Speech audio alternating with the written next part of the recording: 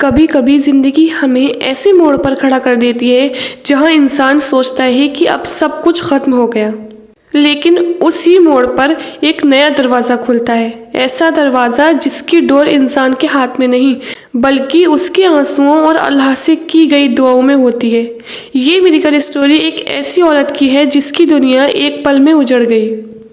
لوگ تانے مارنے لگے کہ اب تیری زندگی کبھی سنور نہیں سکتی، لیکن اس نے جو استغفار پڑھنا اسٹارٹ کیا اس کی قسمت اشارے میں بدل گئی۔ السلام علیکم ایوری ون، کیسے ہیں آپ سب لوگ؟ امید کرتی ہوں آپ سب لوگ خیریت سے ہوں گے اور بالکل ٹھیک ٹھاک ہوں گے۔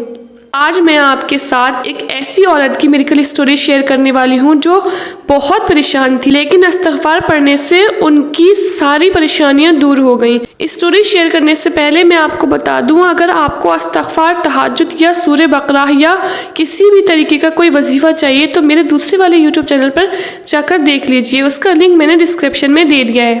اور اگر آپ کی بھی کوئی میریکل اسٹوری ہو تو میرے ساتھ انسٹاگرام پر ضرور شیئر کیجیے گا۔ اور ہاں، میں آپ لوگوں کے ساتھ وہی میریکل اسٹوری شیئر کرتی ہوں جو میرے انسٹاگرام فالوورز میرے ساتھ شیئر کرتے ہیں۔ چلیے سٹارٹ کرتے ہیں۔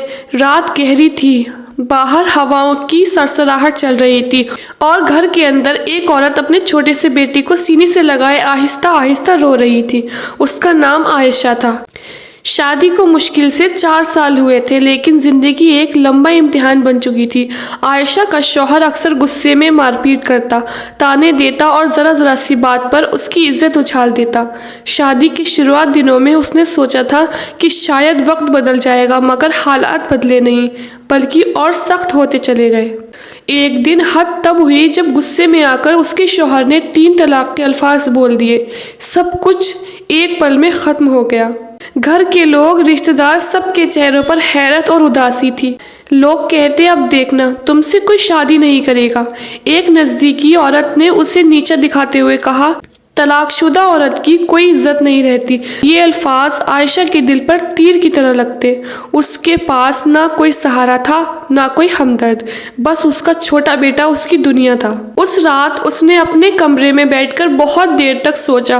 آنکھوں سے آنسو بہہ رہے تھے اور دل میں ایک سوالی آواز اٹھ رہی تھی، اے اللہ، کیوں میرے ساتھ یہ ایسا ہوا؟ میں نے کس گناہ کی سزا پائی ہے؟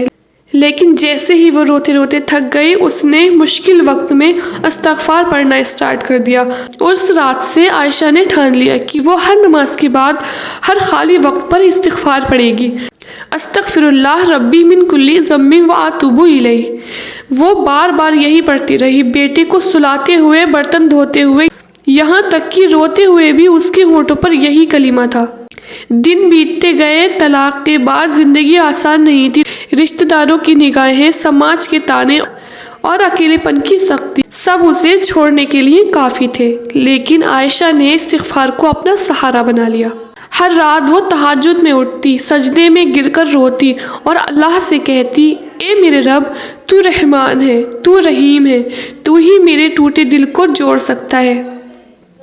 دھیرے دھیرے اس نے محسوس کیا کہ اس کا دل ہلکا ہونے لگا۔ غم کم نہیں ہوا تھا، لیکن اس کے سہنے کی طاقت بڑھ گئی تھی۔ بیٹے کی طبیعت اچھی رہنے لگی، اس کی پڑھائی میں آسانی ہوئی۔ ایک بار پڑوس کی ایک بوڑھی عورت نے اس سے کہا، بیٹی، میں دیکھ رہی ہوں کہ تیرے چہرے پر اب پہلے جیسا غم نہیں، ایک عجیب سا نور ہے۔ عائشہ مسکرا دی۔ اس نے جان لیا کہ یہ سب استغفار کی برکت ہے۔ استغفار نے اسے امید دی، صبر دکھایا اور اس کے دل کو یہ یقین دلایا کہ اللہ کبھی اپنے بندے کو اکیلا نہیں چھوڑتا۔ 2 سال تک اس نے یہی سلسلہ جاری رکھا، دن رات استغفار، نماز اور بیٹے کی پرورش۔ پھر ایک دن ایسا ہوا جسے وہ کبھی بھول نہیں سکی۔ ایک رشتہ دار نے عائشہ کے لیے ایک نئے رشتے کا ذکر کیا۔ پہلے تو وہ ڈر گئی، سوچا کیا پھر وہی سب ہوگا؟ کیا کوئی میری طلاق شدہ زندگی کو قبول کرے گا؟ لیکن جب اس نے اس شخص کے بارے میں جانا تو اس کے دل میں سکون آ گیا۔ وہ شخص نہ صرف نمازی اور نیک تھا بلکہ बेहतरीन अखलाक वाला भी था। सबसे बढ़कर उसने साफ कहा, मुझे तुम्हारे तलाकशुदा होने से कोई परेशानी नहीं। मैं तुम्हें और तुम्हारे बेटे दोनों को अपनी अमानत समझकर अपनाना चाहता हूँ। ये सुनकर आयशा की आंखें भर आईं। वो सजदे में गिर पड़ी और रोते हुए बोली, ए मेरे रब, तेरी रहमत की कोई हद नहीं।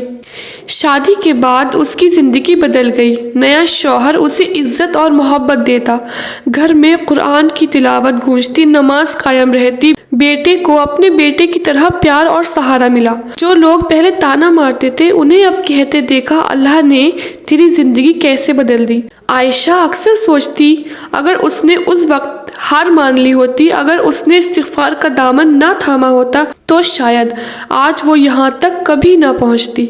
आज वो हर औरत को यही नसीहत देती है, जब हालात टूट जाए, लोग ताने दें, दुनिया मुंह मोड़ ले, तब सिर्फ इस्तिग़फ़ार को पकड़ लो। अल्लाह की रहमत ऐसे दरवाजे खोलती है जहाँ इंसान सोच भी नहीं सकता। अल्लाह सबसे बड़ा है। इस्तिग़फ़ार में ऐसी ताकत है कि वो गम को सुकून में, तन्हाई को सहारे में और आंसुओं को मुस्कुराहट में बदल देता है। आयशा की ज़िंदगी इसका जिंदा सबूत है।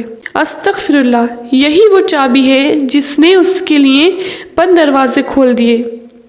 तो अगर आप भी बहुत ज़्यादा परेशान हैं, डिप्रेशन में हैं, आपका कोई सहारा नहीं है, आपका सब ने साथ छोड़ दिया, तो आप सिर्फ़ और सिर्फ इस्तिग़फ़ार का दामन पकड़ लें।